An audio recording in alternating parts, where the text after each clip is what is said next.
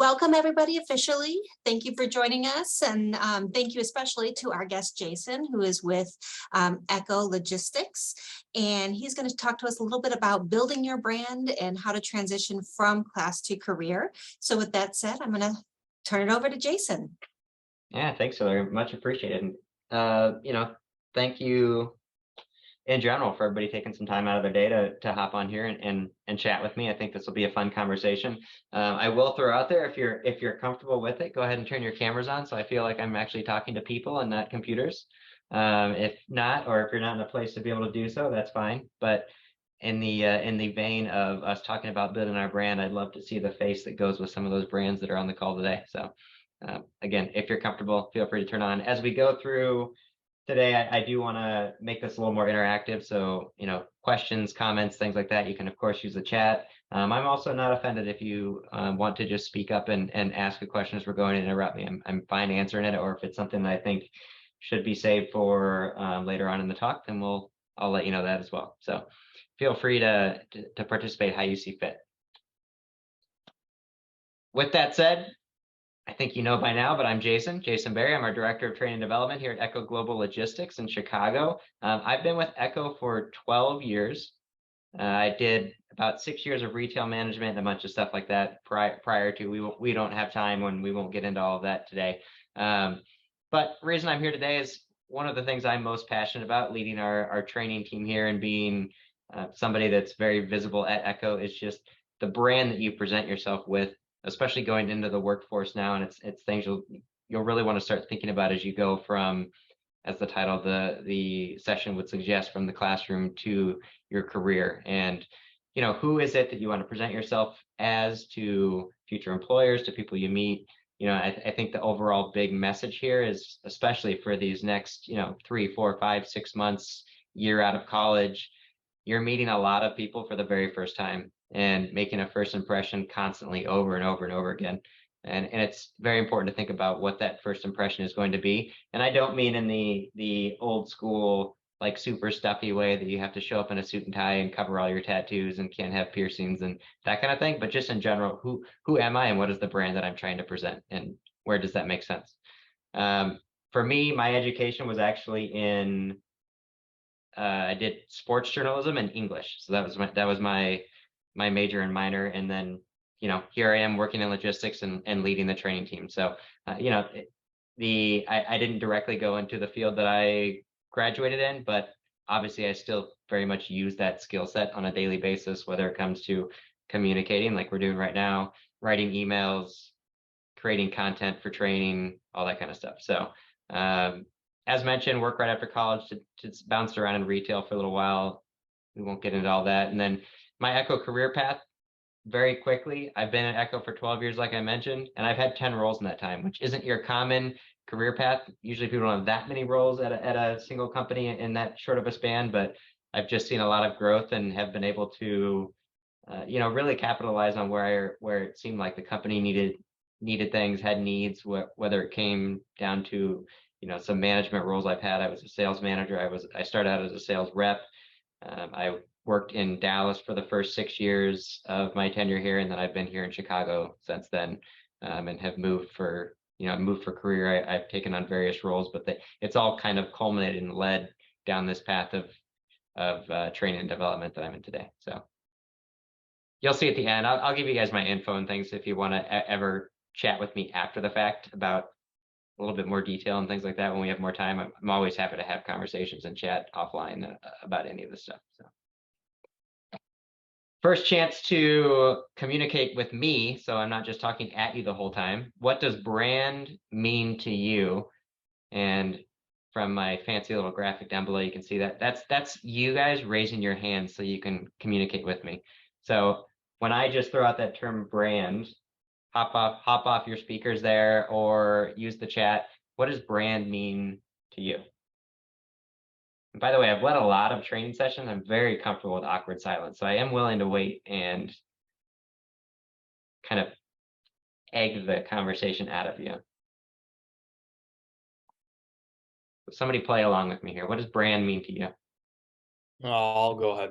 All right, To me, brand means Just like who you are, what you're about, something like that. Yep, who you are, what you're about. I love that. Vanessa said in the chat here, a goal or logo of something you want to achieve.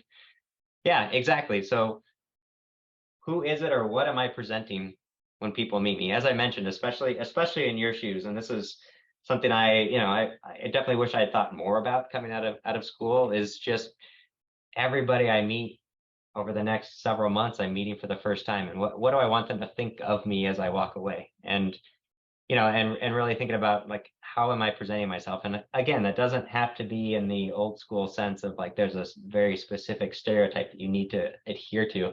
It's just really truly thinking about who are you and how do you want that presented when you go to interview for jobs, and making sure that the roles that you're applying for also fit in with that brand that you're wanting to present. So with that, we're going to do a little exercise. We're gonna hop past that part because I'm nervous about time, and I want you guys to have more time to be able to do what we're gonna work on here. So we're gonna work on first, what is your brand? And that's what I want what you all to think about. So it'll be your top 3 strengths, your top 3 values, your top 3 collaborative attributes. So basically like I would normally call these like workplace attributes, but you're not technically in the workplace full time yet. So we'll think about it more in like a collaborative sense of when you're in like group projects or things like that. And then we're going to ultimately use that to come up with your overall brand description. So this is where we're all going to play along. If you're super old school and like pen and paper, you can go ahead and take that out. Otherwise, if you've got notes up on your computer, or if you got an iPad nearby, whatever you use to actually write things down in 2023, that's what we're going to have you use. Okay. So I'm going to give you 2 minutes to do this. So our first thing is we're going to write down our top 3 strengths from the options I gave you in front. I did this myself before putting this presentation together.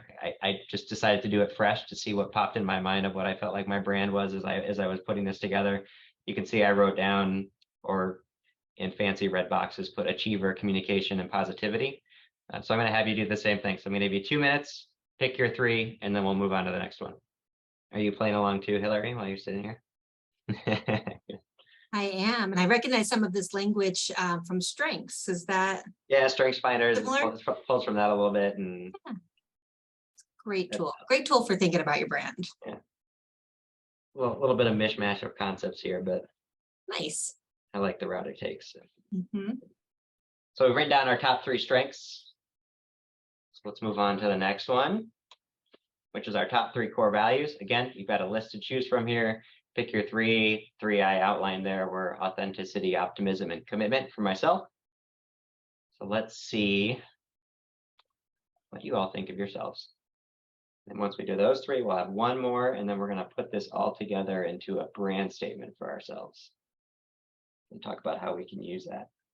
And these values can really be in your personal or professional life. Just thinking about how you, in general, like to present yourself to the people you meet.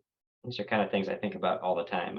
Even down to like haircut, the clothes I wear. Like what is that image I want to present? Kind of missed out because the most of the pandemic I had a mohawk the whole time. It's grown out a little bit now, so I don't have that anymore. But I always liked it because it showed like, see, you can still be like a director at a corporate company and not have to have a completely shaved face and wear a suit every day. So, It's all about finding the right cultural fit for you. exactly. All right, with 10 seconds to spare, let's go ahead and hop on to the next one. I feel like everybody's got the vibe, everybody's done already with that one. So finally, are your top 3 collaborative attributes. Like I said, I normally phrase this as workplace attributes, but in this sense, whether it's when you're working in group projects, if you're your part-time job, anything like that, but what do you consider to be your top 3 attributes there? Same thing, give you a couple minutes to think about what those are. For me, I've been at Echo for 12 years, so I feel like loyalty is obviously probably one of mine. I think I'm a good communicator. Maybe you all think differently after this 45 minutes with me. I definitely don't usually lack on energy. And no right or wrong answers with this. I mean, there's obviously multiple that apply to us that, depending on the mood I'm in, I might pick slightly different ones when I'm doing this, but just try to think of what your top 3 would be. Maybe during our Q&A at the end too. I would love to know what it's like to go to college in such a big city. I went to two. I went to Northern Illinois my first couple of years, which was a big school, but in the middle of nowhere in DeKalb. And then I graduated from a school called Mount Mercy University, which was in a place where I grew up, which is Cedar Rapids, Iowa. So not in a big city either. It's got to be cool going to basically being in like the heart of Chicago. All right. So let's take all that. You wrote down 9 things about yourself. I'm going to write this down into one single brand description. You're going to boil this down into one line. You're going to include those strengths, those core values, those key attributes, and the end result that you come up with should be something that's descriptive, aspirational, and benefit driven. So for example, I took those 9 that I highlighted as we were going through and turned them into this sentence, which was, I'm an ambitious, positive, and energetic communicator who uses energy and passion to make a difference and get things done. That's a brand statement I wrote about myself. So I want you to take 3 minutes here and think about how can you take those 9 attributes you wrote about yourself and turn them into a brand statement. And then the fun part is I would love for a couple of you to share with me what you wrote down. Give us some decent thought, because we're going to talk about how you can utilize something like this also on like your LinkedIn profiles and places like that where people get a quick first glance and impression of you. I'm going to go ahead and stop it at 2 minutes here, and we'll move forward. I feel like most of you at least got something written down there. So before I move on to the next slide here, would somebody like to be bold and brave and share with me the brand statement they wrote down? I'll share mine. All right. Is that you, Kylie? Is that who I heard? Yep. Yes, that's Okay. me. At the end, I kind of made it specific to my major in my industry. That's okay. I said, I am a positive and adaptable communicator who uses creativity, problem solving, and quick thinking to make inspirational and impactful work for my clients. I love that. Nice work. Thank you for sharing that. Appreciate it. Anybody else want to share before I move on?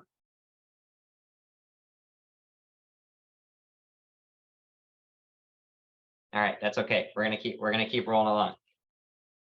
So ways that we can apply that now. So obviously, for starters, hopefully you've come up with something that just embodies, the person that you want to present or the way you feel about things.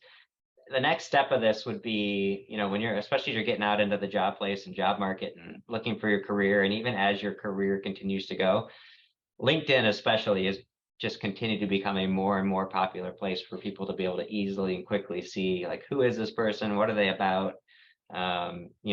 What have they done from a career perspective? Is this somebody I would want to connect with, or somebody I would want to potentially even like talk to, network with, things like that. I probably on average once, sometimes even twice a week, I'll meet for coffee or lunch with people that I've never met before, just to have a chat with, like, what do they do and how did they get to where they are today? And it's always fun to just kind of pull those things out of people and learn things. So when you think about that brand statement we wrote down, and then our LinkedIn profiles and this image we present of ourselves, I've got 3 examples here. I included myself because I feel like it'd be kind of a hypocrite if I told you all of this and then like my profile sucked or something. So if we pop mine open here, you'll see this is a great spot for you to put your brand statement that you just wrote is right there. That this is like the quickest and first thing people see about you when they go to check your LinkedIn profile. And as mentioned, recruiters and talent developers and people like that, they're going to look at LinkedIn a lot. Like as they go through and look at these profiles of people who are applying for their companies and for these roles, and before you're getting interviewed for roles, like especially managers and things like that, they're always looking at LinkedIn. And a lot of times they might not have a ton of time. So really all they really look at is what you're looking at right here, which is my headshot. And then what it says about me. I'm a glass half full, compassionate, motivated, dad joke telling training leader who loves what he does and the people for whom he does it. Right? Which I feel like sums me up really well. I tell bad jokes. I'm not even a dad. I don't have any kids, but I love dad jokes. I think that's why my wife's sick of them, because I don't have any kids to take it out on, just her. But that in a couple of seconds is definitely who I am. Like, I love what I do. I love being a leader for people. And I like to have fun doing it. So, and again, my headshot, I do have a professional headshot for that. That is of course important, but my entire profile doesn't need to be only this buttoned up professional thing. Like, I want it to also represent who I am. And as somebody has a little bit more time to go through and look at my accomplishments, things I've done, my about me section is very similar to that. Like, I have a little joke up front, and then I talk about some of the things I've done pre Echo, and it's not that standard, like, in the third person, it sounds kind of like Chat GPT wrote it for me type of about me section. Like, I wanted this to really be and embody like who I am and what I'm about, so that if other people want to connect with me, if another company is potentially looking at me for something for some reason, or these days, like, get asked to do speaking events and stuff like that, that they really actually get an idea of who I am, and they're not surprised when I show up and I'm not just super serious, let's strictly talk about these L&D type of things. So that's where that goes. And then obviously further down the road, list of accomplishments, we won't spend a ton of time on that part, but I would just advise in general, especially as you're coming out of college, you don't have as many things that you can put here in your experience section of, I love to see like the bullet points of what people have actually done in their roles, not just what the role itself is, but here's the role I had, and what are some key things about that role that would stand out to somebody if they want to find more out about, like, when I was a senior account executive, what are some of the things I actually worked on in that role? If you go down a little bit further, of course, I've got where I graduated and whatnot, but listing out some of these other things that you've done that aren't just strictly work related. Like, I've got some of my volunteer stuff here, some of my LinkedIn or other certifications and stuff like that I've done. So just any little things you can list that show like initiative, accomplishments, etc. Like, those kind of things are great. I added a couple other profiles here to show you, just simply for the fact that there is also an option here. Charlie is another one. She's built up a really good brand on LinkedIn, has a ton of people. You can see her followers here, 47,000, like a ton of people that follow her on LinkedIn. She posts a lot. It's always super relevant, like work-related topics. She runs her own recruiting firm. And again, you can see though that she's got some of her own personality inserted it here into her basically like her little catchphrase there at the beginning, with uses some emojis. And then the other thing you can do that I actually don't have this on my profile, but she has one, which I do like hers, is her picture is actually, can you hear that? I didn't think I'd shared volume. But it's essentially just a quick little like 15-second video of like who she is and what her company does. So there's some really cool things you can do with LinkedIn, I think, that brand yourself. And yeah, very cool. Agree, Heather. So stuff like that, it's just very simple, and it's not just the context of the video, but it just shows me that like Charlie is really passionate about what she does, that she took the time to even put that video in there and understand how LinkedIn works and those kind of things. So all right, so those are that's my general advice for you on LinkedIn. I find a lot of times that young people coming out of college sometimes don't even have a LinkedIn, and I would just highly recommend like this, that you take the time to do something like this, because this is truly like the social media that you would be comfortable presenting to a workplace where and you can just meet so many interesting people that have done a lot of cool things, and people that are willing to help and network with you. And especially in a city like Chicago, where there's so many people you could literally network with here in Chicago alone that could help you, give you advice on careers and things like that. So as far as classroom versus workplace, like, this is something I always think about, because one of the things about my role, so our training team, we have a big training team. I'm our director of training, like I mentioned, and then there's 3 managers that work for me, and then they each have about 3 trainers. So our team in general is 14, including myself, and we train about 900 new hires a year, give or take, depending on the year, and that's across 30 different locations. Most of it's in Chicago, but we've got some of the major cities and hubs like Dallas and Nashville and places like that. But the other consistent thing with that is a lot of the people that we train are right out of school, or it's like their second job. And so I get a chance to see a lot and talk to a lot of people on like, what's it like going from school to like your first full-time 9 to 5 job. And, thinking back on myself when I did this, and then just what we see a lot, some of the things that aren't always talked about as much, or that maybe they don't tell you in school, is just like my first bullet point there. 9 to 5 job is honestly pretty tiring, even though it's, you get your weekends off, you get these things, but you're also, when you think about your school day, like you have a class and then you got a break between, and then you have a class, and then maybe you don't have any more classes that day. So you have time to kind of do your homework when you want to do it. And maybe Tuesday you don't have any classes, and then Wednesday's your super busy day. But just the idea of actually having to go to work from 9 to 5 or 8 to 4 or whatever your hours end up being, it can be pretty tiring at first because your body's just not used to it. So that's something to just really think about as you go into whatever your new job is. It's like, am I getting enough sleep so that I can actually like make it through a work day? Because it can be just mentally and physically draining when you're not used to doing something like that. Along with that, you just don't control your day like you used to, right? I'm not choosing what my classes are and when they'll be, or anything like that. Like, I'm asked by my boss to be here at X time and stay till X time, and that's just sort of the way it is. So, getting used to how do I get the things that my like personal things and work-life balance stuff that I want to get done around that. But I would say on top of that, the flip side of it is, when you get your stuff done, you also get your stuff done. You're not usually sent home with homework, and you're not, on Saturday and Sunday, you're not often sitting there thinking like, I got to get this paper done by Monday because that's when it's due. And if I don't do it, I'll get an F, like you don't have those kind of things. So there's definitely a give and take on some of the stuff you do control. I mentioned this at the beginning, but to me, this is one of the biggest things on here is you just never know who you might be talking to. Like, again, you're meeting, kind of got to assume everybody you meet or everybody who you're talking to is somebody that you're meeting for the first time, and you don't know necessarily what role they play or who they are. Like this person I could be bumping into in the elevator could literally, especially at Echo, this happens all the time. Like, it could literally be our CEO, and you wouldn't know because he's not going to say like, "Hi, I'm Doug, I'm our CEO." He's just going to give you a head nod and say hey and see how it's going, and you may have no idea that that's who that is.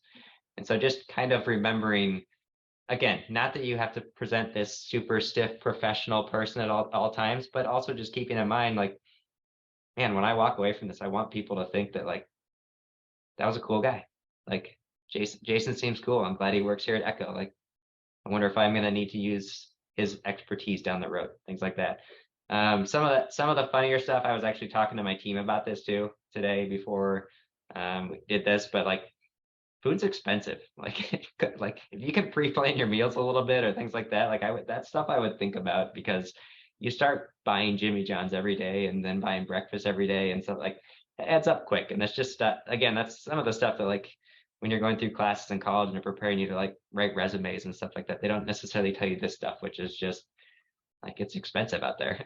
So and then the other thing I would say is leave earlier than you think you should, and that goes back to the brand thing of probably the most consistent thing that we have to deal with and have conversations with people about in training is just simply being on time. And it's such a, for lack of a better word, it's such a silly thing to ultimately have define who you are as a person. Is, there's really like two things you have total control over every day coming into work, and it's putting on clothes and being on time. Right. So there's really no reason ever to not be on time. Outside of, obviously, you're gonna have the occasional like massive accident and shut things down for 2 hours or whatever the case is. But it's just one of those things where, you're going through training and you've got your first 4 weeks, 6 weeks, 8 weeks with this company, and like you don't want to leave training being the person that like, oh yeah, you mean that girl that was never on time. Like, that's not what you want your brand. You want your brand to be like, oh, this person worked really hard. They asked tons of great questions, or they really helped out their teammates, things like that. So just controlling those little things that you can really control, because I would much rather get to know you for like the reasons we hired you and the person that you want to present yourself as and this brand that you're trying to present, versus some of this silly stuff that is very, very much in your control. So like I said, I think I look at that, timed that perfect, right at 4:30.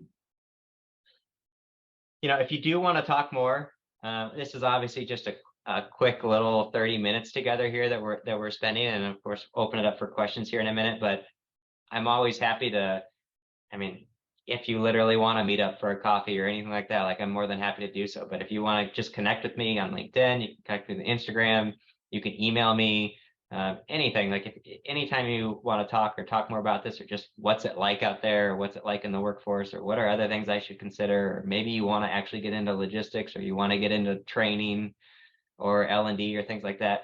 I'm always happy to have those discussions. I love talking with and meeting new people. So would be more than happy to meet with any or all of you at any time. So I'll leave that there for you. And then, we've got about 14 minutes left. What questions do you have about really anything? This is our Reddit Ask Me Anything portion of the presentation. So what do you got out there? Or Don't be maybe shy. not. This is a great opportunity to connect with somebody who is on the side of the desk that you want to impress moving forward. I have a question. Yeah, what's up, Kevin? So getting ready to graduate and like going through the application process of jobs and stuff, how do you sort of go about, like, if you're waiting to hear back from places and just like in this waiting period of applying for jobs? Are you talking in terms of like, should you be following up with them, or is that what you're asking? Or are you just talking about like, how do you just mentally sit here and stay patient while you're trying to figure out who's going to reach out to you? I guess kind of both, but mostly like, how is it like an appropriate and like professional way? Like, is it okay to follow up with those people, or if not? Yeah, no, it's a great question. I would say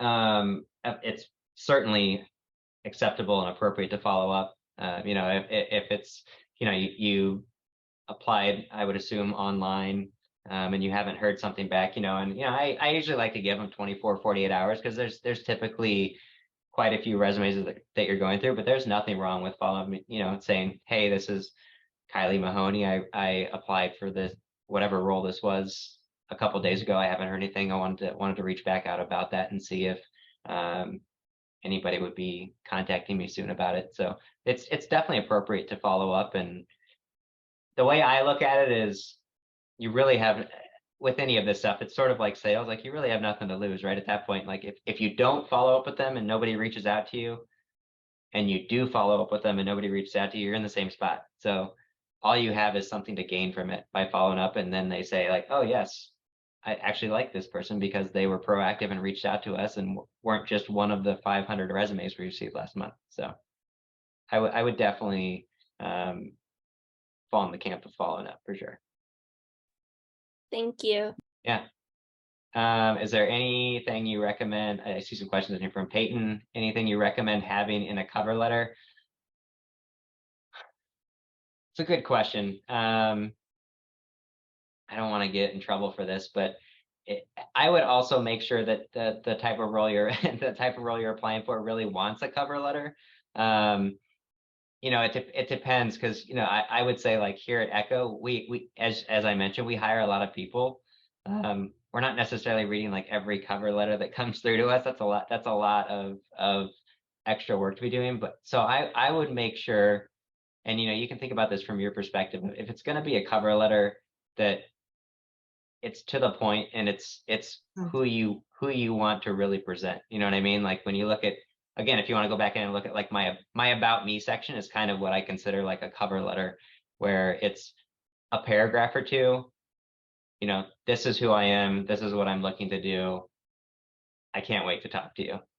And have it be passionate. Like, I wouldn't want to read something that's just super dry and is clearly like plucking from every like stale professional example that you can find on Google or something like that. Like, I would want it to actually convey, like, who is this person and what are they trying to tell me about themselves in a couple of short paragraphs. Does that make sense?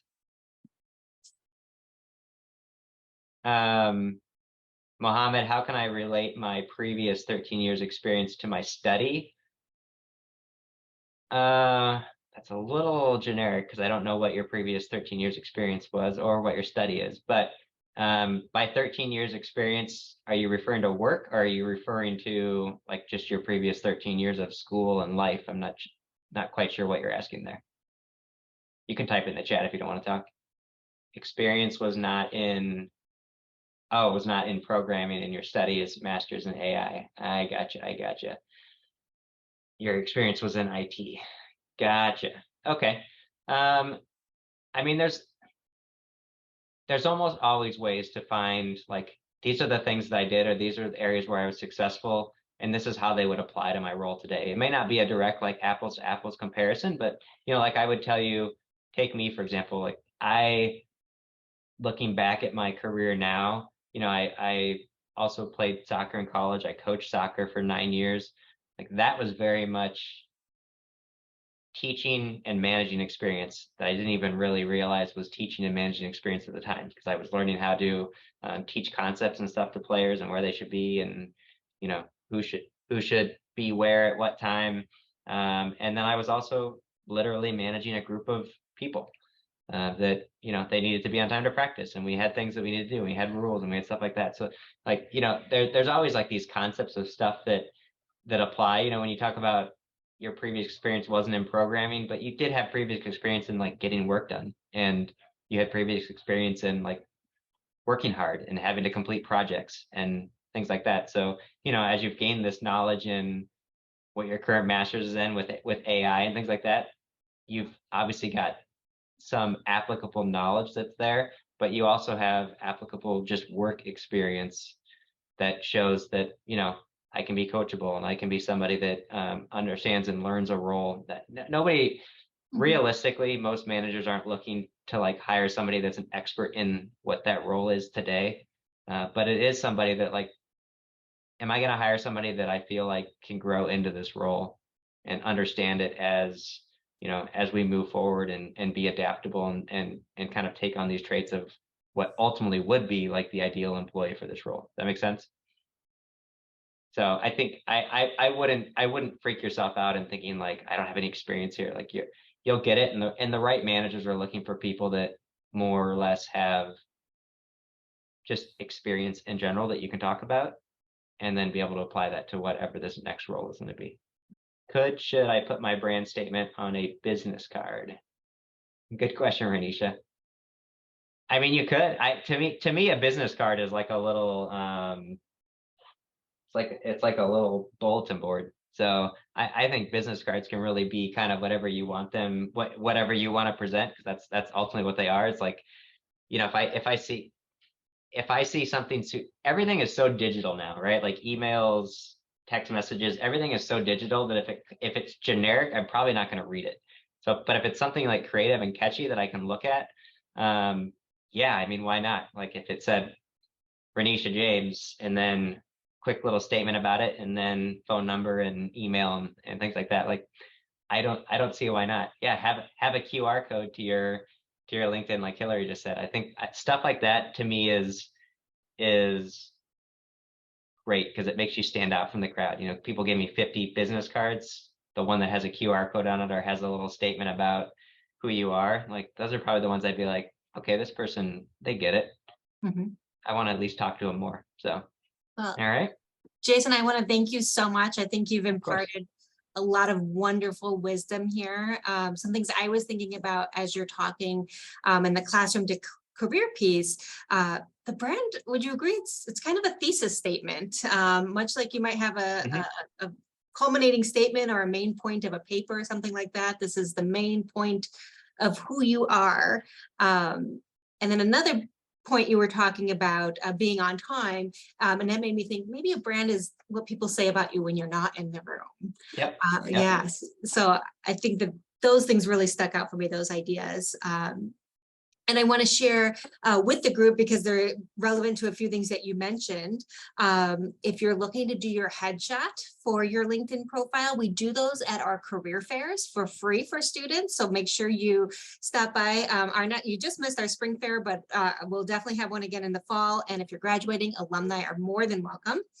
Also, if you want to dig a little bit deeper into LinkedIn, we have a LinkedIn workshop occurring on May 2nd next week. It's actually going to be done by someone who works with LinkedIn Learning and also has a DePaul connection as an alum. So, you know, Jason gave us, I think, some great tips there. And if you want to dig a little deeper, that'd be a good opportunity.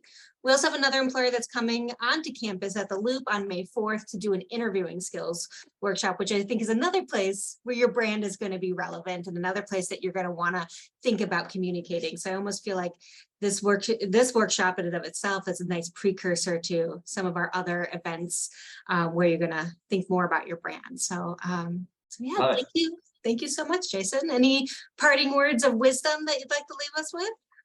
No, I mean, ultimately, have fun with it and be who you are. I think more and more, especially nowadays, companies are looking to hire people that are authentic and their true selves. And that's ultimately why we make the decisions, is we feel like somebody be a good fit culturally, whether skill wise, whatever the case is. But just be yourselves, because that's what people really want to see, and that's who they want to have show up to work every day, is somebody that brings kind of their own energy and passion to the workplace versus what you think we might want to see every single day. So yeah, keep that in mind. Definitely get a LinkedIn profile going if you don't already have one. Like I said, I'm more than happy to have multiple other discussions about any of this stuff if you want, or anything else life or work related. So happy to chat at any time, but appreciate the time. All right. Thank you everyone for joining us. And again, thank you to Jason. Have a great day. And we hope to see all of our students in the Career Center.